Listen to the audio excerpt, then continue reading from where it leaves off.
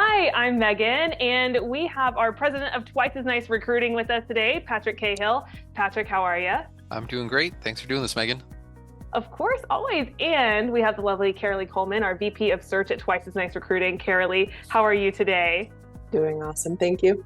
Awesome. Well, we are so excited to talk about today's topic because we are talking job descriptions. So whether you're a CEO, an HR manager, even a small business owner, this is a really important topic that you're definitely going to want to turn your volume up for and listen to, because in today's competitive market, you literally have just a few seconds to grab a candidate's attention. I mean, they are scrolling past job descriptions on their phones, online, they have ads. So you really just want to grab their attention as quickly as you can with a really well-written job description. Let's get into how job descriptions can make or break your recruitment, but first, let's get to know each other. We are Twice as Nice Recruiting, where we do one thing, and that is permanent placement. We build every single search from scratch. We have a 9.9% placement fee, and we guarantee your placements for 18 months. We've worked with more than 1,800 clients, filling roles across the board, and today, we're redefining recruitment.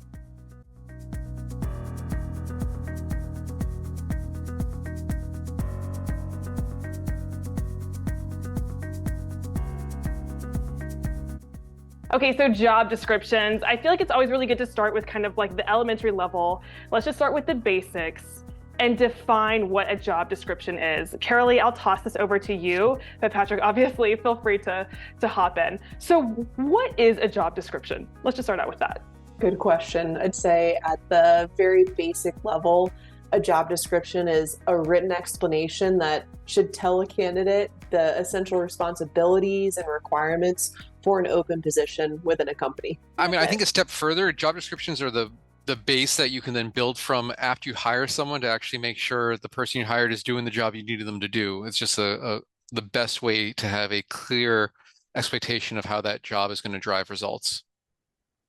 Kind of setting those expectations, those boundaries, those responsibilities from the get-go, right? So people can know if they even want to apply for this.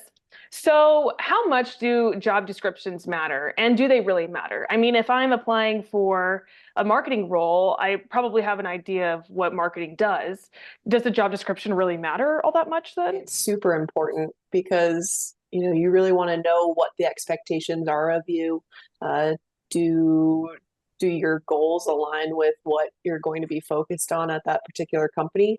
And it's how people will find you and know that you're really looking to hire a marketing person. So I'd say it's really, really important. Yeah, job descriptions are the advertising copy that your company is putting out there to make sure candidates know you need someone and they're a great fit.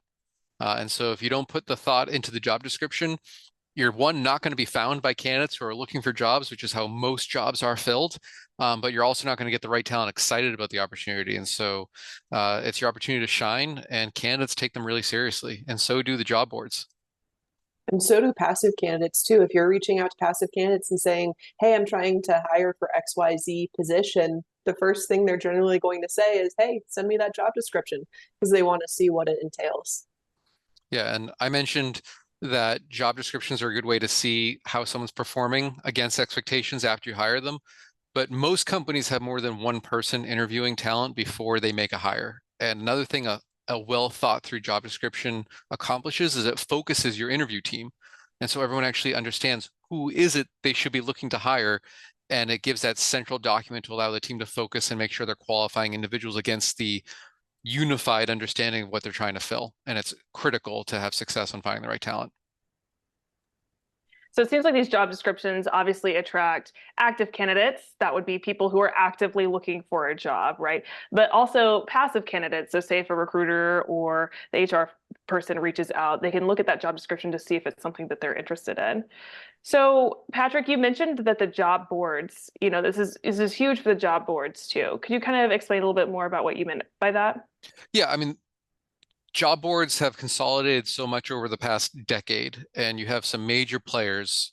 You've got Indeed, ZipRecruiter, LinkedIn, and they're effectively search engines for jobs. And so your job descriptions have to hit on the keywords and the terms and the locations that candidates are looking for. And so if you don't put the thought into your job descriptions to make sure you're capturing those components, these job boards that are search engines aren't going to deliver your advertisements to the right talent. And so you really have to think through, one, how do the computers of, these job boards process your job ads or job descriptions? And then at the same time, once they're delivering to the right candidates, how does that same job description sell the role to the person who just found you through the search engine? And I guess it's not enough just to simply put your job opening and job description on your company's website. You essentially have to put it on these job boards. Would that be a fair assessment? Yeah, I think it's a fair assessment. I think there are probably some major household brands that could benefit from just the brand recognition, and people might go to their website to see if they're hiring at the moment. But even those types of companies would benefit from having job descriptions out in the world, because they'll drive even higher degrees of qualified talent towards their jobs. And so I can't really think of a situation where you'd want to keep your job a secret and not make sure the world was finding out about it. So you kind of mentioned, Patrick, that these job descriptions kind of have to be like SEO Yes. for jobs, So what else does a job description have to have other than kind of those major keywords that people are probably looking for when it comes to particular jobs? What else would a good job description have? Caralie, do you want to take this one first? Yeah, I think starting with some basics, you definitely want to say where the job is. Does someone need to come into an office, or do they get to work hybrid, coming into the office sometimes and staying at home, or is it fully remote?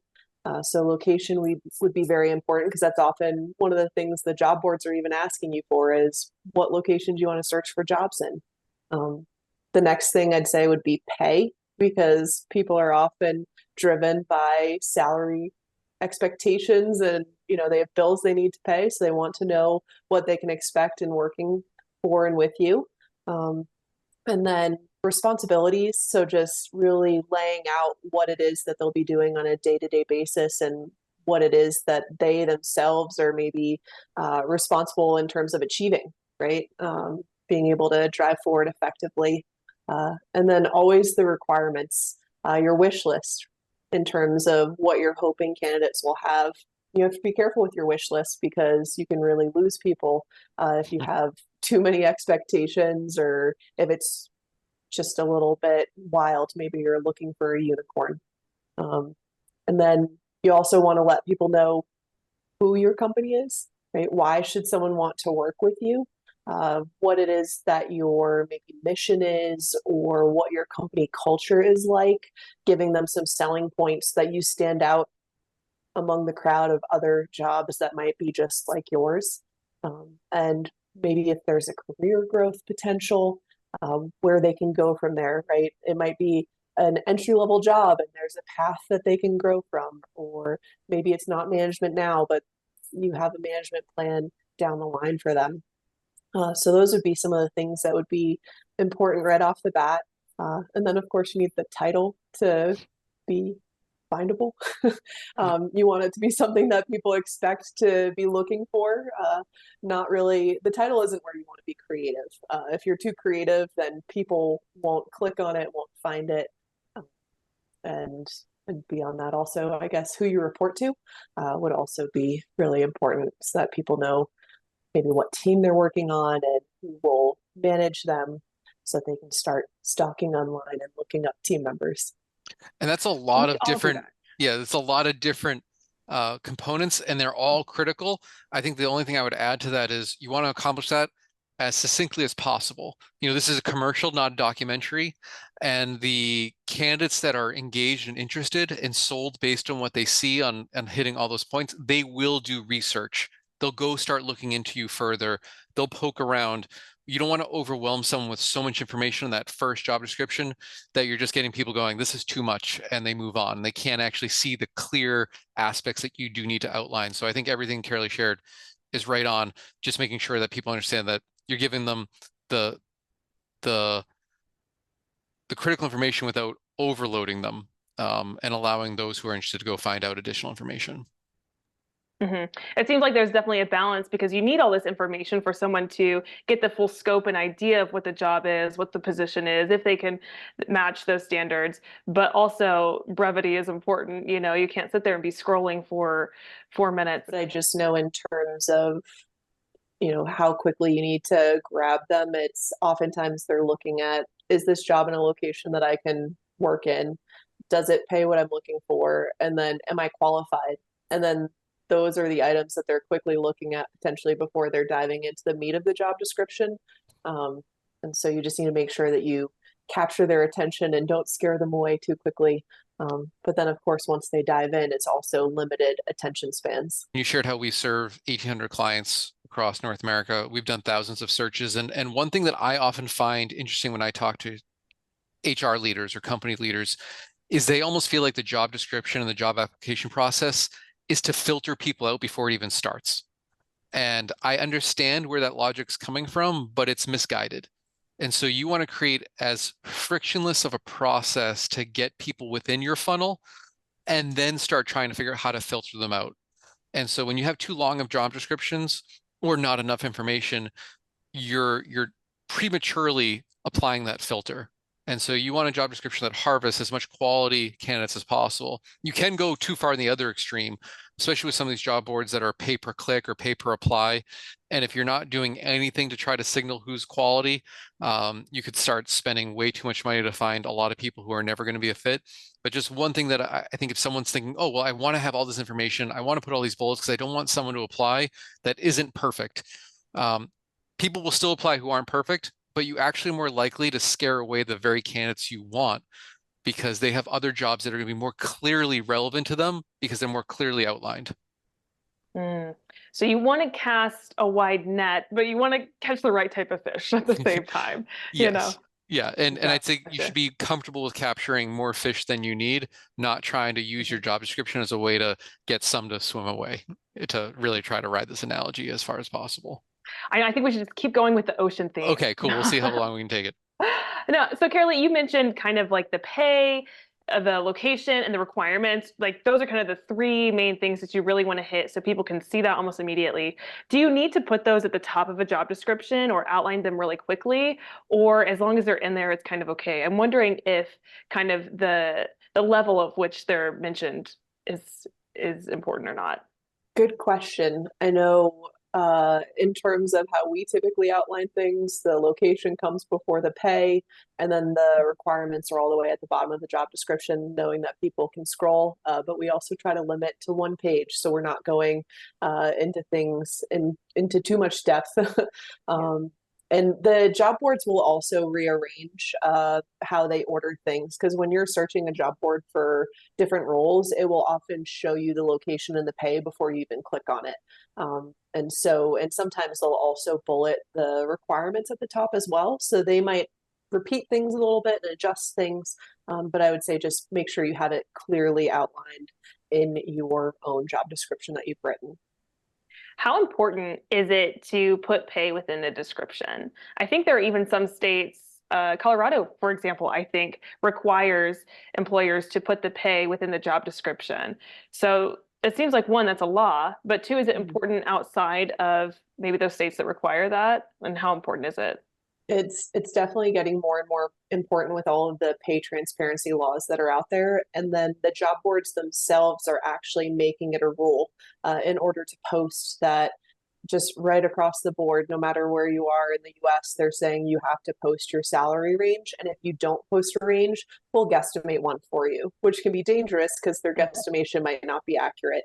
So I would say it's in your best interest to have that range figured out when you're putting together the job description. And I would just share that while some employers might be frustrated about feeling like their hands are being forced, whether it's by job boards or by local or state governments on what they have to share, we've experienced that even before there were laws mandating it, that it was a best practice to share the salary. It created a better, it cast a better net. It made for more effective conversations. And the only times it felt like it didn't make sense to put salary range is when we knew that our client had a salary range that was not sufficient for the role. And so, the only time, if you were to look up a job description that we might not have a salary range on, it might be a signal that we're actually trying to help gather information to help our client understand that, hey, when you don't put your salary range, you start gaining the candidates you wanted. But if you put a salary range that is appropriate, not only will you get more candidates than a lower salary range, but you'll actually just get more candidates than having no salary range, because people want to see that transparency, because they don't want to waste their time. Mhm. Yeah, instead of wasting everyone's time, we can kind of all gauge a little bit if this is a fit from the get-go, Yeah. for sure. So when we're writing these job descriptions, when we're casting this wide net, when we're weaving this net to catch these candidates, are there different things that need to be in a higher level job description for maybe like a CEO or a CFO or a VP or something? Do those need to be tailored in any different way than, say, an entry level position would be tailored? I think it's fair to say that an entry level position might have less responsibilities listed, less details around the expectations. So the job description might be a little bit lighter. But I don't think there's anything that needs to be wildly different, because we're still trying to do the same thing, which is letting them know what it is that we're looking for, what our expectations are, and just trying to get that initial connection to see if there could be a good fit. So I personally don't think there needs to be any major change. I don't think you need to increase the length significantly just because it's C-level versus entry level. I'd be curious, Patrick, to see if you're on that same I think, boat. to me, the only major difference might be much how succinct the expectations of previous experience might be for a higher level role. I think it's easier to identify those who are qualified for a higher level role because you know exactly what you need them to do. Some of the entry level roles, it can sometimes feel like you're hiring against personality, because it's, hey, anyone could do this job as long as they're interested and willing to attack it.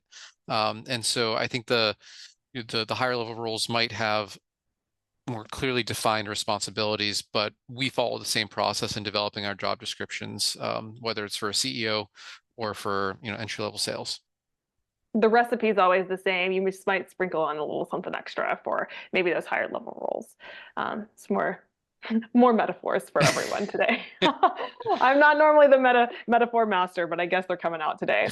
Okay, so we've talked a lot about some good things to include within a job description, some non-negotiables that need to be in there: location, pay, requirements, things like that. What are some things that should not be in a job description? Or what are some things that can go wildly wrong with a job description if maybe these things are included in them? Do you have any insights? I think if you have a wildly creative title, that could just set you down the wrong path right off the bat. I'd say missing any of the things that we've already talked about, right? Like not having requirements clearly listed out, not having a little snippet around who you are, why someone should be interested in working with you. Um, I think, unfortunately, if your pay is wildly off, that can cause some issues. And that's something that you might figure out as you're starting to engage with candidates. And so maybe just be open to the feedback if you're seeing applications come through where people are listing that they want something that's way outside of your range. It might be an indicator, if that's a theme, it might be an indicator that you need to rethink your pay. Um, Having requirements to me that are too long, having too many can really scare off a lot of candidates. And I think that's an unfortunate kind of loss that you can have of maybe really qualified candidates that just thought, since they were missing some of the preferred items that you listed out, that you would be interested in them. In terms of best practices we've developed based on our experience, we really work hard to not include any preferences. It's just, if it's a preference, don't put it on. It doesn't matter. It's not a requirement. Which, even with us knowing it's the best practice, it can be difficult because it's like, but it's a really good preference, but no, if it's not a requirement, don't include it. Why scare away someone with that preference that's not actually required? The other thing I was going to just reference was a callback to another one of these episodes that we did together, focused on candidates and what not to include in their resume, which was a lie. And I think it's important on your job descriptions to not include lies. And that could be not as obvious of like black and white, that's a full on lie. But if you're referencing it's a hybrid role, but it's really not that flexible, not great. Or even little things like I find a lot of employers love putting that they're a fast growing company. But you look at it and they've been 20 people for the past 15 years. And maybe when they first wrote that, it could have been true and they just haven't rethought it. But candidates do look at those little indicators of deciding whether or not they're interested. And you could have someone who'd be a great fit for your organization that's very comfortable that decides they don't want to be involved in a fast growing company because they don't want the stress. And you could have someone who's really excited about fast growth, who's really not happy in your very comfortable organization that's not growing at all. And so just little things like that, you want to make sure you're keeping it accurate, just like you'd expect candidates to keep their resume accurate. I think that's a great point too, because it made me think about how if you say, hey, this is going to grow into a management position in a year, and it turns out a year down the line, it's not actually true. That was just a way to try to hook a candidate. You will lose them. They will find another opportunity and they will move on. And so that can create some issues with retaining people that you bring onto the team. And I think, someone might say, well, I got them for a year, right? And so I guess I won. But I think we talk about pay transparency. There's also workplace environment transparency that's occurring. And there are pros and cons to the extreme transparency that websites like Glassdoor provide. But one of the pros from a candidate perspective is they can see if others have had experience that maybe it felt like they were bait and switched into certain types of jobs, which can only make it harder for you to find that strong talent the next time around. Because people will start getting more and more concerned about, is this the right place for me? And that can create a real tricky situation to get yourself out of as an employer.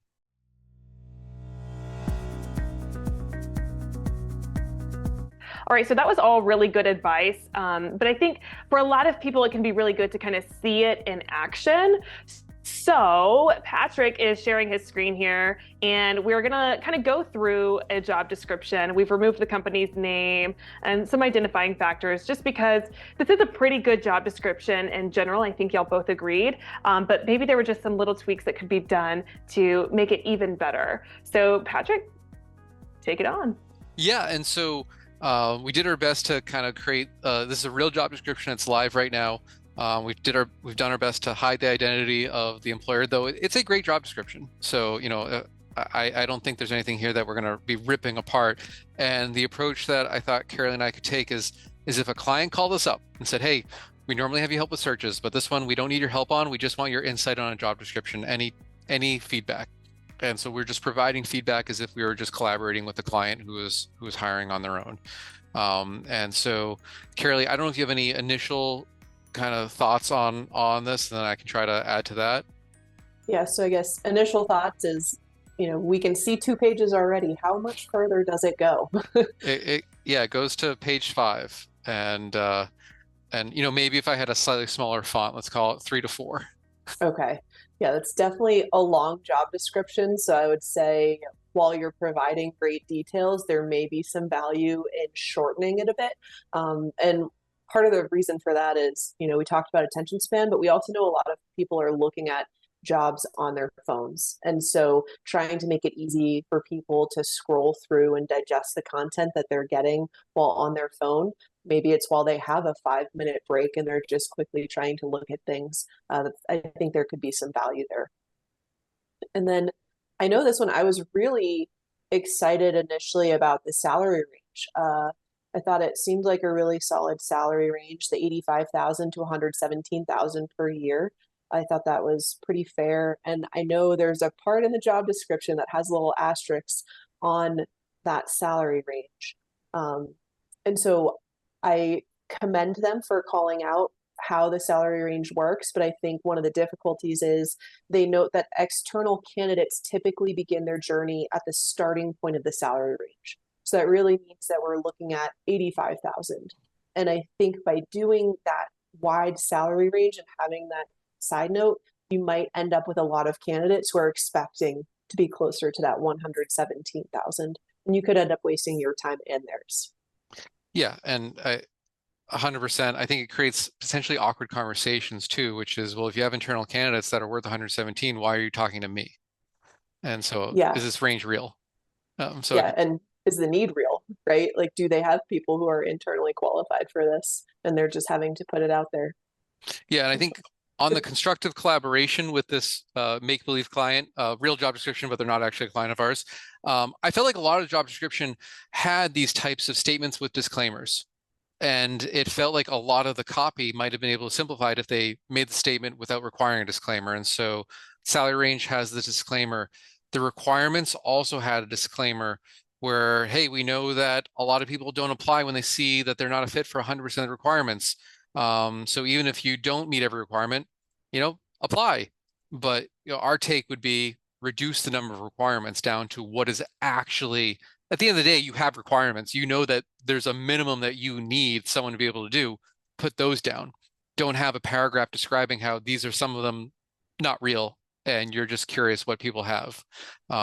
Even the location, they talk about it being on location, hybrid, or fully remote, but immediately under that, you have to be able to show up to one of their locations for meetings and be available to go to any one of their locations. And so it felt like there are all these disclaimers, and it felt like in a way maybe they were trying to be really open-minded, but at the end of the day, there are actually some core requirements for this role that there's just no getting around, and that could help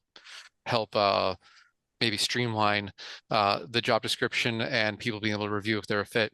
And Caralie, I thought you had an interesting perspective on the job title, with us, again, not knowing truly what the client is looking for, or this isn't a client, just out of habit saying client, but Caralie, what were your thoughts on that?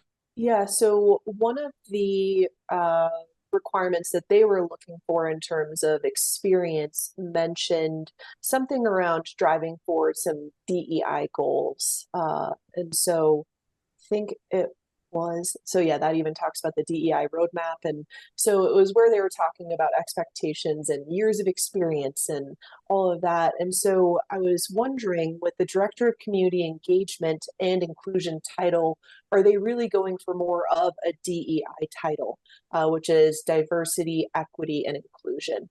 And if they are looking for someone who brings that DEI background, I think using the DEI title would serve them better to get folks who are in those types of roles and looking for that type of work. And so this could be an instance where the title is just a little bit creative, and that can cause a mismatch in terms of maybe the types of talent that you're seeing. Or it might be that that DEI experience isn't really the main focus of this role, and we might just have misread it. So it could go either way. Yeah, but overall, what I think we liked about it was they took time talking about the impact their organization had, and the strength of the organization. And I think a lot of exciting initiatives this role is going to help spearhead or participate in. I think the salary range in theory was competitive for the background they're looking for. And the organization itself that is hiring is a really strong Boston area organization. So I think the role had a lot of things going for it. And so these were just some examples of what we would try to do to increase the number of candidates that might actually hit that apply button, to give the hiring managers a little bit more, I guess, more candidates to review and see who is a great fit. But overall, I think this was a great job description. And we should say, from what we can tell, they've been getting a whole lot of candidates. So it's not that this isn't driving candidate flow. So these are just areas that we think would probably increase the number of candidates, not take a job that wasn't getting any candidates and get them some. And that's where, if you wouldn't mind scrolling to where they go over the requirements, I think the top one starts with bachelor's degree. Yes. Yeah, so what they're looking for, so bachelor's or higher degree, you'll see these bullets, they all, for the most part, wrap. And so that can make it difficult to really digest what it is that you're looking for. And so sometimes breaking things up can be helpful, but also maybe removing some of the items that are a little bit harder to measure. So, it talks about the third to last bullet says strong ability to facilitate effective communication. That might just be something that you interview out of folks, but you could remove it and keep it more to, hey, first bullet is bachelor's degree. Second bullet is 7+ years of relevant experience. My question there would be, what is the relevant experience? Again, are we looking for that DEI experience? Or it talked a lot about volunteers and managing volunteers. So it might be 7+ years of volunteer management.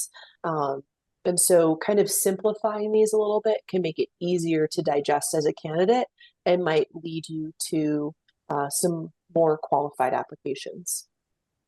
And one thing that we didn't touch upon, I don't believe, is benefits. It was really nice that they have all of their benefits listed out, and they seem to have really solid benefits. So that can also be something that can help your job stand out among the rest, is really calling out what it is that candidates would get in working for and with you. And I think since we just are now touching upon it, I will share that I find sometimes employers are very proud about the long list of benefits that they have, that maybe their HR leaders have spent a lot of time, a lot of years developing, curating this list of benefits. And sometimes it can be surprising for them to hear that at the end of the day, though, pay trumps benefits. And benefits are then important, but sometimes I hear employers go, oh, we don't pay market, but we have a great array of benefits. And for most candidates, that's not going to cut it. But yeah, these do look like fun benefits. It's tough because the benefits don't pay the bills. And so people have a lifestyle to maintain. And so, yeah, it's tough when they're really great benefits, but maybe that salary is not competitive. And I have a kind of put you on the spot type of question, Caralie, because something we didn't touch upon. But I'm curious, this job description asks that people include a letter of interest. And I know you know my opinion on this, but I'm curious what your thoughts are on that type of request. From finding this job description, we know that they've gotten over 100 applicants already.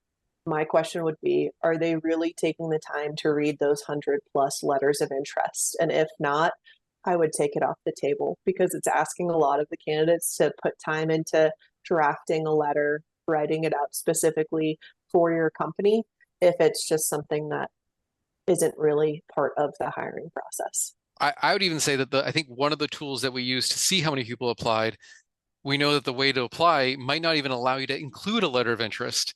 And so you actually could have people applying that might not even see that detail, or just realize I can't include it. Then you have other people who are like, I'm going to get around to writing that letter of interest, and then never get around to it.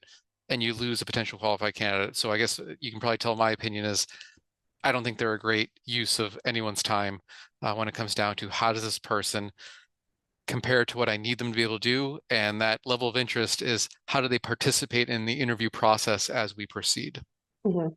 It also likely slows down the application process for particular candidates, because if I was interested in this position and I found it and I was really excited about it, I might not have time to write that letter of interest until this weekend. And hey, now you're missing several days where we could have been engaging with one another versus waiting for me to draft that letter and reread it a million times. And then, oh no, because Caralie is a great candidate, the job that she applied to yesterday, they didn't ask her for a letter of interest. They called and scheduled their first interview. And now Caralie actually is not going to get around to writing her letter of interest for you, because she's 2 interviews deep by the time she was going to get around to writing that letter of interest, and you've lost an amazing candidate. Mm-hmm. Yeah, definitely a solid pointer there. And all right, I feel like we should wrap up. Can you each do one thing that you really enjoy about this job description? What is like a really good thing that y'all saw from this job description? Maybe a little bit of a positive. I liked that they hit on every category that we addressed. I think just the way that they hit on everything could be adjusted, but I think they did a great job of really laying it all out there for a candidate to read and absorb. Yeah, to me, the job description screams thoughtful. They're really trying to think about the candidate and the candidate's perspective. I think that it could be potentially guided in a way that might allow for faster filtering, both from a candidate's perspective and the employer's perspective on the fit. But I really just like how much care was put into this job description. Perfect. I love it. Well, thank you both for joining me for another episode of Redefining Recruitment. It's been a pleasure, and everyone should stay tuned because we'll have another one coming soon. Thank you. Thanks.